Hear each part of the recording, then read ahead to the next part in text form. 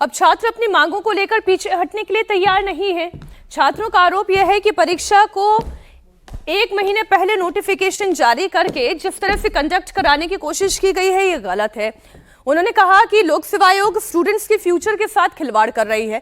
अब पहले आप देखें कि प्रयागराज में हो क्या रहा है। कल दोपहर से छात्रों ने प्रोटेस्ट करना शुरू किया और रात में भी लगातार ये प्रदर्शन जारी रहा। स्टूडेंट्स डीएम को ज्ञापन सौंप चुके हैं। डीएम खुद मनाने में जुटे हुए हैं, लेकिन छात्र हैं कि वो मानने के लिए तैयार नहीं है। और ये धरना प्रदर्शन कल दोपहर से शुरू हुआ, इस वक्त भी जारी है। पुलिस के साथ साथ इस वक्त रैपिड एक्शन फोर्स की भी तैनाती हो चुकी है, लेकिन छात्र अपनी मांगों पर अड़े हुए हैं। चाहे जितना भी सरकार की ओर से प्रयास किया जाए, वो नाकाफी ही साबित हो रहा है। छात्रों का क्या कहना है, वो सुने। की तरफ से अभी भी कोई भी जो है वो संवेदनशील जवाब नहीं दिया गया है। कोई भी आदमी बाहर आता है, वो ये कहता है कि मीटिंग चल रही है, आप लोग जाइए अपने घर पे, जाइए अपना अपना काम करिए।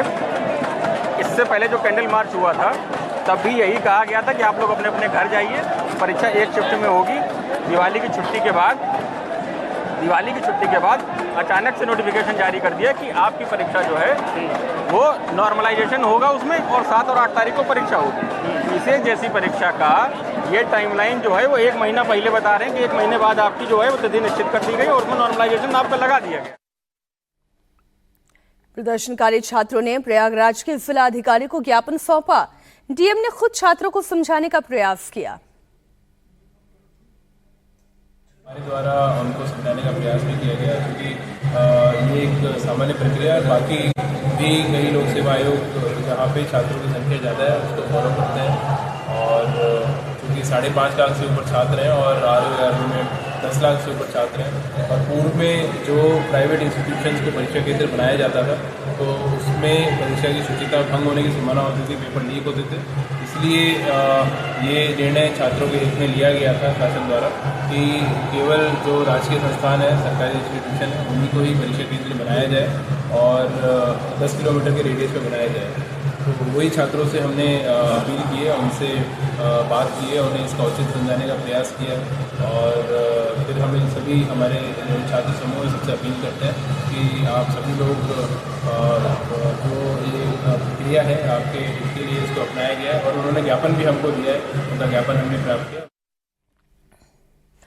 छात्रों की नजर अब लोक सेवा आयोग की तरफ आने वाले बयान पर लगी हुई है। लोक सेवा आयोग पर प्रेशर बनाने के लिए छात्रों का यह प्रोटेस्ट है।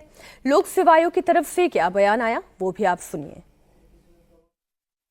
देखो, छात्रों की मांग ही कि पहले की प्राइवेट विद्यालयों को शुचिता कृषि से सेंटर ना बनाए और दूरस्थ के सेंटर ना बनाए, उसको ध्यान में रख करके छात्रों की मांग के आधार पर गवर्नमेंट ने 19 जून 24 को जीओ जारी किया कि केवल सरकारी विद्यालयों को ही सेंटर बनाए जाएंगे और जो वित्तीय सहायता प्राप्त है उनको बनाए जाएंगे, प्राइवेट को कतई नहीं बनाए जाएंगे, ताकि परीक्षा शुचिता के साथ और गुणवत्ता के साथ कराई जा सके।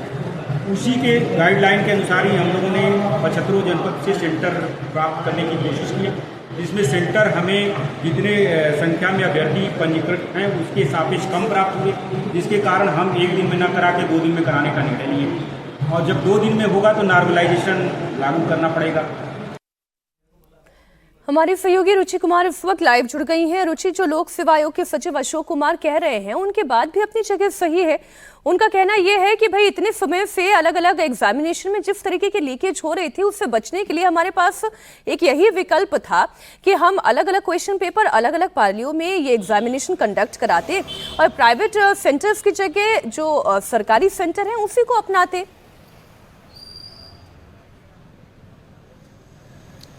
पिछली बार जो ये RO का इम्तिहान हुआ था फरवरी में, वो लीक हो गया था, तो सरकार यही कह रही है कि परीक्षा में किसी तरह की गड़बड़ी ना हो, बच्चों के साथ अन्याय ना हो, नकल ना हो और पेपर लीक ना हो। इस वजह से ये व्यवस्था बनाई गई है कि 2 दिन पेपर होंगे। अब PCS का जो पेपर होते हैं मीनाक्षी, वो 2 पेपर होते हैं, पेपर 1 और पेपर 2।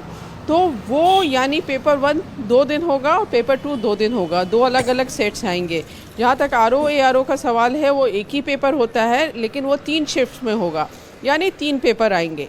तो सरकार का अपना तर्क है कि वो एग्ज़ाम अच्छी तरह कराना चाहते हैं, लेकिन जो अभ्यर्थी हैं उनको ऐसा लग रहा है कि अगर पेपर अलग अलग आएंगे, अलग अलग पाली के लोगों को अलग अलग पेपर मिलेंगे, तो पेपर एक ही तरह के हो, एक ही सबके साथ न्याय हो। ऐसा ना हो किसी पेपर में आसान सवाल आ जाए और किसी में मुश्किल सवाल आ जाए तो उनको उसका नुकसान उठाना पड़ेगा, क्योंकि कंपटीशन बहुत ज़्यादा सख्त है, बहुत बड़ा कंपटीशन है, लोग बहुत हैं, करीब 15 लाख इन दोनों इम्तिहानों को मिला के आप देखेंगे आरओ एआरओ और पीसीएस को, तो 15 लाख बच्चे बैठ रहे हैं, तो ज़्यादा लोग बैठने वाले हैं और पोस्ट बहुत कम है। तो इसलिए अभ्यर्थियों को ये लग रहा है कि कहीं इनजस्टिस ना हो जाए। फिर दूसरा जो प्रोसेस होता है मेरिट बनाने का, उस पर उनको आपत्ति है कि वो जो मेरिट बनाने का प्रोसेस है, तो जब पेपर अलग अलग होंगे, अलग अलग शिफ्ट में होंगे, तो उस मेरिट पे असर पड़ेगा। तो इसको लेकर ये आंदोलन चल रहा है पहले भी, और जो अभ्यर्थी लेकिन ये बड़ी हैरानी की बात है, इस देश में बहुत सारे और एग्जामिनेशन होते हैं जिसमें हम आईआईएम या आईआईटी जैसे बड़े संस्थानों का भी जिक्र कर लें, वहां पर भी परसेंटाइल बेस्ड ही एग्जामिनेशंस कंडक्ट कराए जाते हैं। फिर ये यूपीपीएससी परीक्षा को लेकर इतना बवाल क्यों है, इसे समझने की और जरूरत है। बहुत शुक्रिया रुचि आपका इस पूरी जानकारी के लिए। आप लगातार नजर बनाए रखिएगा।